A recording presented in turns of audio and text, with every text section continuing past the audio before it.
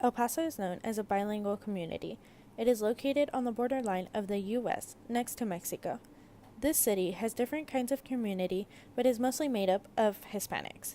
According to data taken in 2016, Hispanics populate about 80.7%, which makes it the top race in El Paso. The Mexican culture here is very strong. Businesses such as stores, restaurants, and schools benefit in revenues from visitors from across the border. Many employers can rely on others who speak more than one language to translate because we are so close to the community. Many people come and visit all the time. Being able to communicate with others with a different language could be very effective. Many schools also provide classes that help either Spanish speakers to be able to learn English and understand it, or vice versa. Because schools do this a lot, people from Mexico travel every day just to get an education. What is the relationship between multilingualism, diversity, and identity? I think the relationship between those are, we're trying to let them have their identity, their culture. So it's important for us to do those activities in education to still have them know that their culture is important. Okay. Being bilingual exposes an individual to diverse customs, ideas, and perspectives from different cultures. Ease in more than one language opens up travel opportunities and the capacity to study or work in different countries. Those with the ability to speak a second or third language are able to develop relationships with people that have language barriers. As a result, bilingual children and adults are often more culturally sensitive than single language speakers. Bilingualism can also deepen family bonds by allowing younger generations to communicate with older generations in their family's native tongue.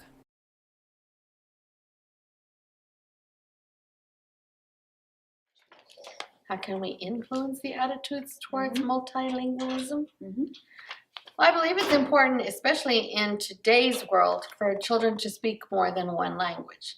Whether that language has to be Spanish, that would be my question. When they go out into the world, they're going to need a second language, but I don't necessarily feel that it needs to be Spanish. There's a lot of Germans out there. We do a lot of business with other countries. And in this area, the idea tends to be, well, it has to be Spanish, and I don't believe that to be the case. I do believe they should be multilingual, have more than one language, but I don't believe that it necessarily has to be Spanish.